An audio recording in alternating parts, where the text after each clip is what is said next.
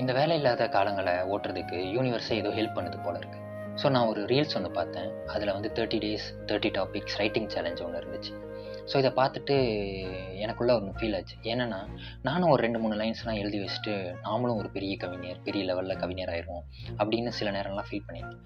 So அப்படி feel பண்ணுறதுனால இந்த சேலஞ்சை நம்ம ஏன் எடுத்துக்கக்கூடாது அப்படின்னு யோசிச்சுட்டு Day 1 இந்த டாப்பிக்கை நான் இன்றைக்கி எழுதியிருக்கேன். எஸ், அதே தான், இந்த சேலஞ்சை நான் எடுத்துக்கலான்னு இருக்கேன். ஸோ 30 days 30 topics ரைட்டிங் சேலஞ்சில் இன்றைக்கி Day 1 என்ன டாபிக்னா உணர்ச்சிகள். இந்த மகிழ்ச்சி, சோகம், கோபம், மோகம், ஐயம் போன்ற பரிசுகள் எனக்கு மட்டுமே உரியதல்ல. அனைத்து உயிர்களுமே தான் வைத்திருக்கிறது. இருப்பினும் உற்று கவனித்தால் என்னால் அதனை உணர முடிகிறது.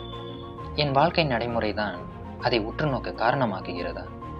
நன்கு பழகிய மனங்கள் வெளிப்படுத்தும் உணர்வுகளுக்கு கூட ஏன் இந்த செவிகள் சாய மறுக்கிறது? என்ன பரிசு தான் இது? என்னவோ இந்த பரிசு என்னிடம் இருப்பதனால்தான் நான் இன்னும் இந்த உலகில் வாழ்கிறேன் என்கிற அர்த்தங்களை எனக்குள் நினைவு கூறுகிறது.